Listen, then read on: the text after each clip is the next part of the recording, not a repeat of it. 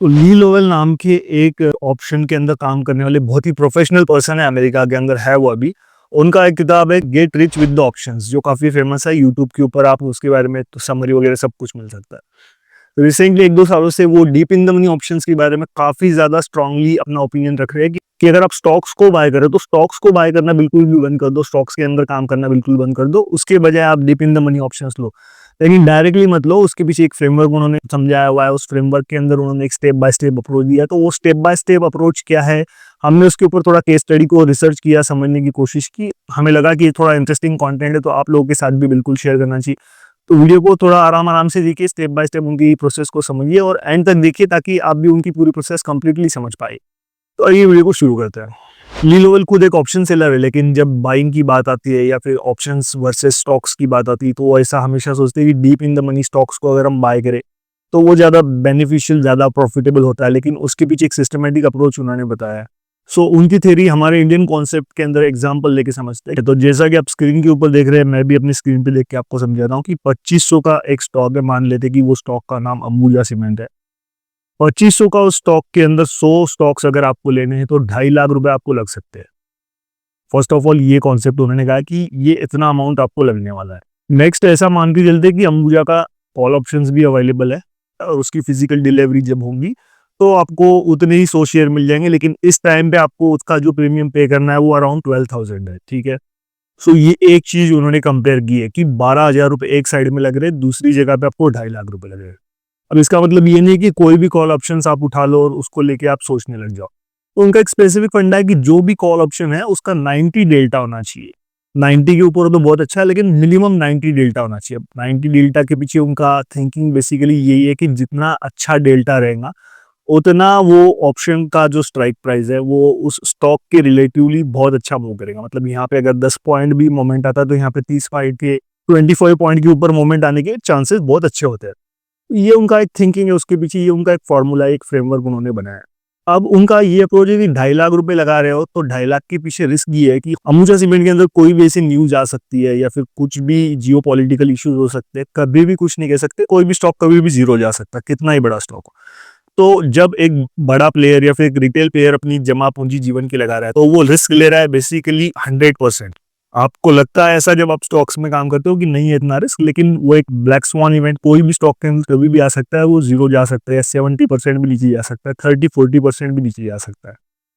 अब उस केस में उन्होंने इसको ऐसे कंपेयर किया है कि यहाँ पे आपका रिस्क जो है वो 100% लग रहा है और यहाँ पे जो आप 12,000 लगा रहे हो वो आपको ऑप्शन की प्रीमियम का ही उतना ही रिस्क है। मतलब अगर जीरो हुआ भी प्रीमियम तो वो 12,000 ही होने वाला है। सेकंड डेल्टा के ऊपर हमने बात कर ली। थर्ड चीज उनके फ्रेमवर्क के अंदर ये है कि आपको ऑप्शन कब आने वाला है, ब्रेक इवन पे। सो बेसिकली कोई भी ऑप्शन का प्राइस जो है वो उस स्टॉक प्राइस के जो कंपैरिजन में एक फार्मूला के अंदर हम जब उसको प्लस करते हैं तो उस टाइम पे वो एक ब्रेक इवन पे आ जाता है, जो स्क्रीन के ऊपर आपको दिखता है। इसके बारे में आप डिटेल यूट्यूब पे देख सकते हो। हम भी एक जरूर इसके ऊपर वीडियो बनाएंगे, अगर आप इंटरेस्टेड हो तो कमेंट कीजिए ब्रेक इवन फार्मूला।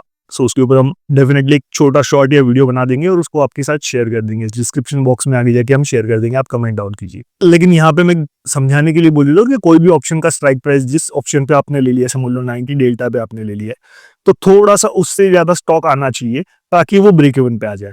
तो इस एग्जांपल के अंदर 2510 को अगर हम देखें तो वो एक तरह से उस ऑप्शन के लिए ब्रेक इवन बन रहा है, यानी कि ऑप्शन का ना हमें प्रॉफिट होगा ना लॉस होगा, हम एज इट इज निकल जाएंगे। लेकिन आप यहाँ पे समझ रहे हो कि 10 ही पॉइंट सिर्फ स्टॉक को बढ़ना है। अभी तक आपका टारगेट अचीव हो ना हो, लेकिन 10 पॉइंट अगर वो स्टॉक बढ़ जाए तो आप ब्रेक इवन पे आ जाए। तो at the end of the उसके एक्सपायरी के ऊपर, हम एक्सपायरी की पर्सपेक्टिव से यहाँ बात कर रहे हैं। सो ब्रेक इवन की कॉन्सेप्ट उन्होंने कहा कि ये एक आप थोड़ा रिस्क ले रहे हो। सो 12,000 का रिस्क जो आपका वो मिनिमम हो चुका है, तो इतना रिस्क आपको लेना पड़ेगा कि एटलीस्ट वो स्टॉक 10 पॉइंट बढ़े और आप एक अच्छा परफॉर्मिंग स्टॉक ही सोच के आप उसका ऑप्शन ले रहे हो, ऐसा उनका थिंकिंग है। प्लस 90 डेल्टा आप ले रहे हो, तो वो एक आपके लिए पॉजिटिव अप्रोच है। थर्ड आपका जो एक और चीज की आपका रिस्क भी बहुत कम है, लेकिन एक छोटा रिस्क आपको ये लेना पड़ेगा कि उसका 10 पॉइंट एटलीस्ट एक्सपायरी तक बढ़ जाना चाहिए ताकि आप ब्रेक इवन पे निकल जाओ। अब प्रॉफिट होने से पहले लॉसेस को समझ लेते कि क्या उनका थिंकिंग है लॉसेस के पीछे। सो मान लेते कि अंबुजा सीमेंट अगर 40 पॉइंट नीचे गिरता है तो आपको बेसिकली स्टॉक के अंदर 4,000 का लॉस हो सकता है, और उसको स्टॉक के कंपैरिजन में अगर कहें तो 1.6% का वो लॉस है। और उसी टाइम पे अगर 50 पॉइंट नीचे गिरता है तो उस टाइम पे आपको स्टॉक के अंदर लॉस 5,000 का है, परसेंटेज वाइज 2% का है। और 60 पॉइंट अगर वो स्टॉक गिरता है तो वहां पे आपको बेसिकली लॉस होने वाला है 6000 का 2.4%। अब ऑप्शन के प्रीमियम के परस्पेक्टिव से सोचते हैं कि ऑप्शन के प्रीमियम में उसी रेंज के अंदर मतलब 40, 50 और 60 के अंदर, तो 40, 50, 60 के अंदर ऑर्डर में हम बात करें तो -1.6, -2.0, -2.4% हमें स्टॉक के अंदर लॉस हुआ था। प्रीमियम के अंदर -5000, -6000, -7000 तक लॉस होने वाला है। इतना लॉस वो कंसीडर करके चल रहे हैं। परसेंटेज प्रीमियम के परस्पेक्टिव से बात करें तो -41, -50, -50। लेकिन आप एक बात समझिए कि ये प्रीमियम का परसेंटेज है, मतलब 12,000 के ऊपर 40%, 50%, 60% जा सकता है। इसका मीनिंग ये होगा कि 12,000 के ऊपर 6,000, 7,000, मैक्स टू मैक्स 8,000 तक जा सकता है। ऐसा होना मैक्स टू मैक्स जीरो भी हो सकता है, लेकिन एग्जाम्पल के अंदर की बात कर रहे हैं। सो यहाँ पे एडवांटेज अप्रोच उनका ये कहना है कि जब आप आपके स्टॉक के अंदर वो चीज करने वाले हो तो उस टाइम पे आपका जो लगाया हुआ जमा पूंजी है उसके ऊपर आपको लॉस हो रहा है, समझ लो। तो वो जैसे जैसे स्टॉक नीचे जाएगा उतना वो लॉस बढ़ते जाएगा। आपका खुद का कैपिटल उसके अंदर खराब हो रहा है, आपका पोर्टफोलियो उसमें खराब हो सकता है। एज कंपेयर टू आपने 90 डेल्टा का एक deep in the money call option लिया हुआ है, तो उस केस के अंदर आपको जो भी लॉस हो रहा है वो प्रीमियम के ऊपर हो रहा है। तो आप ऑलरेडी एक माइंडसेट के अंदर हो कि 12,000 लॉस लेके मैं बैठा हूँ। हो सकता है कुछ केसेस के अंदर ये 50% तक लॉस दे, कुछ केसेस में ये 0% तक का भी लॉस दे दे, यानी कि ब्रेक इवन पे आ जाए। कुछ केसेस में ऐसा हो सकता है कि ये बेसिकली मुझे 10 या 20% का loss they, depend on the month, depend on the thing. लेकिन स्टिल आपने एक जो दायरा बना के रखा है उस दायरे के अंदर ही वो लॉस होने वाला है। अब थोड़ा स्टॉक के अंदर प्रॉफिट के हिसाब से सोचते हैं कि 10 पॉइंट प्रॉफिट हुआ, फिर 20 पॉइंट, फिर 30 पॉइंट। सो जैसा आप स्क्रीन पे देख रहे हैं 10, 20, 30, इसके ऊपर स्टॉक के अंदर आपको पीएनएल के अंदर 1000, 2000, 3000 ऐसा प्रॉफिट दिख रहा है। परसेंटेज वाइज अगर हम बात करें तो आपका स्टॉक या आपका पोर्टफोलियो अगर एक सिंगल स्टॉक को होल्ड करता है तो 0.4, 0.8, 1.2% का प्रॉफिट आपको देने वाला है। अब ऑप्शन के परस्पेक्टिव से अगर हम बात करें सो उसने जीरो प्रॉफिट दिया क्योंकि वो ब्रेक इवन पे आया पहले 10 पॉइंट के ऊपर, फिर 1000, फिर 2000। अब ये कंपैरेटिवली थोड़ा सा प्रॉफिट आपको कम लग रहा है, लेकिन इसको अगर आप ऑप्शन के परसेंटेज के परस्पेक्टिव से अगर हम सोचे तो इसने 8.7 और 16% का अराउंड अराउंड प्रॉफिट हमें दिया है। तो ये जो है इसको आप अगर देखोगे तो आपने एक 100% रिस्क लेने के बाद में आपको 1.2% प्रॉफिट हुआ है जब मार्केट मूव हुआ है 30 पॉइंट पे। और यहाँ पे अगर आप देखोगे ऑप्शन के अंदर, तो ऑप्शन के अंदर आपने आपका प्रीमियम लगाया था 12,000, उसके अंदर आपको 16% प्रॉफिट हुआ है। तो यहाँ पे 1:16 का रेशो काफी ज्यादा बड़ा हो जाता है। सो प्रैक्टिकली ये इतना 16 रेशो भी नहीं आया, और इसको 5 या 3 टाइम तक भी अगर ये रेशो आता है जो कि एक्चुअल में आता है प्रैक्टिकली अगर आप इसको देखोगे तो ये काफी ज्यादा डिफरेंस क्रिएट कर देता है। सो कई लोगों ने ली को ये सवाल किया कि स्टॉक्स के अंदर हमें डिविडेंड मिल रहा है तो हम क्यों deep in the money options को बाय करेंगे। सो ली ने ऐसा जवाब दिया कि पहली तो आप स्टॉक के अंदर पूरा रिस्क ले रहे हो, दूसरा इसका सोल्यूशन उन्होंने ये दिया है कि जो भी आपको प्रॉफिट स्ट्रेटेजी के थ्रू मिलने वाला है उस प्रॉफिट को अगर आप आपकी कंट्री के अंदर जो भी बॉन्ड्स अवेलेबल है उन बॉन्ड्स के अंदर लगाओगे। सो जैसे इंडिया की अगर बात करें तो 7% का रिटर्न अभी इंडियन बॉन्ड्स में चल रहा है, सरकारी बॉन्ड की अगर हम बात करें तो वहां पे जो रिटर्न मिलने वाला है वो एज कम्पेयर टू मोर होने वाला है जो डिविडेंड कंपनी स्टॉक्स के थ्रू देने वाली है। तो ये उनका एक उसके पीछे का थिंकिंग है। सो किसी ने ली से ये भी पूछा कि अगर इसको प्रैक्टिकली मैं इंप्लीमेंट करने जाऊं कुछ बड़ी अमाउंट के साथ में तो लिक्विडिटी का इशू आ सकता है। लिक्विडिटी का इशू ऐसे कि मान लो कि अगर उस पर्सन को सौदा काटना, उसे प्रॉफिट हो रहा है या थोड़ा लॉस हो रहा है, उसे अभी सौदा काटना है, तो उनका कहना ये था कि हमें उतना स्प्रेड मिलना चाहिए या फिर हमें स्लिपेजेस बिल्कुल भी नहीं लगनी चाहिए, उतना क्वांटिटी के अंदर बायर या सेलर अवेलेबल होनी चाहिए, या अगर वो होते भी है तो एक लंबा स्प्रेड बन जाएगा जिसकी वजह से स्लिपेजेस में हमको प्रॉब्लम ना आ जाए। सो इसके ऊपर लीग अप्रोच ये था कि हम जो ऑप्शंस खरीदने वाले हैं वो 90 डेट आ गए, तो डेफिनेटली उनके अंदर इतने बायर्स और सेलर्स तो डेफिनेटली होते हैं कि पूरे के पूरे कॉन्ट्रैक्ट एग्जीक्यूट हो जाए। उसके बाद में भी अगर वो कॉन्ट्रैक्ट्स एग्जीक्यूट नहीं होते हैं तो वहां पे लिखा कहना ये था कि उस कॉन्ट्रैक्ट्स को आप फिजिकली डिलीवरी कराओ। अब फिजिकली डिलीवरी कराने का मतलब ये होता है कि उतना अमाउंट आपको रखना पड़ेगा आपके अकाउंट बैलेंस के अंदर जिसकी वजह से वो कॉन्ट्रैक्ट फुलफिल हो जाए। तो एग्जाम्पल के लिए मैं बता रहा हूँ कि ऑप्शन को खरीदते वक्त अगर 25,000 रुपए का अमाउंट लग रहा है तो उसी ऑप्शन को अगर हम फिजिकली डिलीवरी लेंगे, सो उसी ऑप्शन का जब हम फिजिकल डिलीवरी लेंगे तब अराउंड 4 to 5 लाख रुपए लग सकते हैं। अब एक रिटेल ट्रेडर के लिए ये पॉसिबल नहीं है कि वो उतना अमाउंट अपने बैलेंस में रखे, वो 40-50 हजार रुपए से या फिर 10-15-20 हजार रुपए से ट्रेड करता है। लेकिन कुछ ऐसे ट्रेडर्स है जो इस चीज को अफोर्ड कर सकते हैं, उतना बैलेंस वो अपने अकाउंट में रखते हैं और उनका आज तक का ट्रेडिशनल मेथड वो फॉलो कर रहे हैं कि स्टॉक्स के अंदर ही वो ट्रेड कर रहे हैं छोटे समय के लिए या शॉर्ट टर्म के लिए। तो वो लोग कुछ इसको सोच सकते हैं कि डेफिनेटली इसके अंदर एक छोटा प्रीमियम आपको पे करना है और उसके बाद में आपका रिस्क फैक्टर जो है वो काफी ज्यादा कम हो जाता है।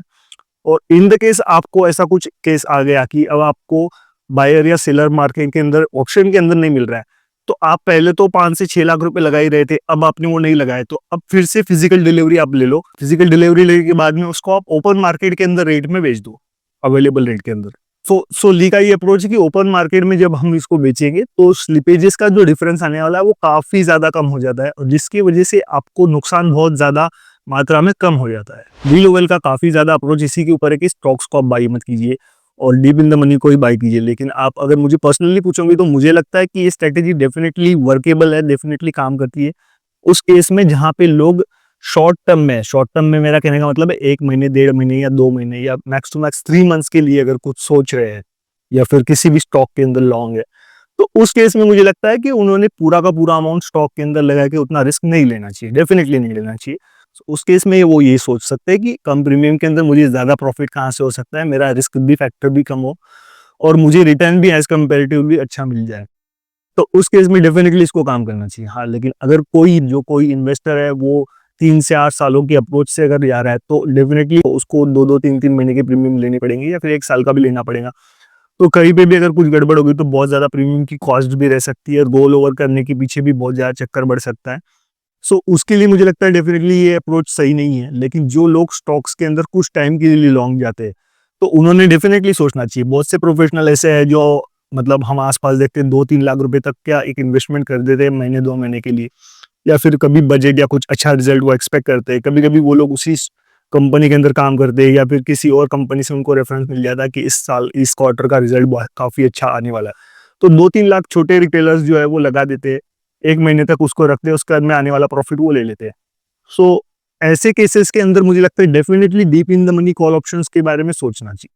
एक और केस ऐसी होती है कि कुछ लोग स्टॉक्स को ही प्रेफर करते हैं ट्रेडिंग करने के लिए, मतलब उनका डेफिनेटली मानना होता है कि स्टॉक्स के अंदर ही ट्रेडिंग करना है, तो वो लोग भी थोड़ा हल्का सा एक उनका प्रोपोर्शन 20-30% ऑप्शन के अंदर उनको आना है, और वो उनको काफी डर लगता है ऑप्शन से या फिर उनके प्रीवियस एक्सपीरियंस काफी बुरे रहे ऑप्शंस के साथ में, तो वो इसके बारे में सोच सकते हैं कि एटलीस्ट 10% या 15% अमाउंट जो उनका हुआ है उसके अंदर वो deep in the money options को लॉन्ग टर्म के लिए, यानी कि महीने 1.5 महीने के हिसाब से लॉन्ग टर्म में बात कर रहा हूँ, सो वो शॉर्ट टर्म के लिए महीने 2 महीने के लिए उसके बारे में सोच सकते हैं कि वहां पे वो 10 से 15% उस अमाउंट को उसमें लगाए, ताकि उनका ऑप्शंस के अंदर ट्रेडिंग करने का कॉन्फिडेंस भी बूस्ट अप हो और उनको ऑप्शंस के कॉन्सेप्ट भी क्लियर हो, प्लस बचे हुए 90% से आप स्टॉक के अंदर ट्रेडिंग जो कर रहे थे उसको आप कंटिन्यू रख सकते हो।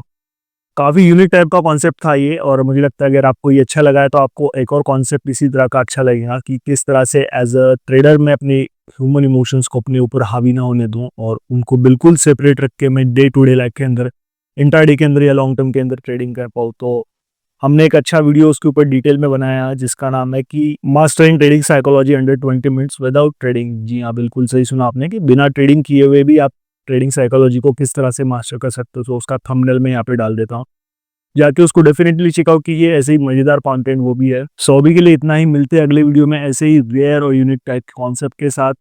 तब तक के लिए ब्रीथ इन, टेड आउट, बाय बाय।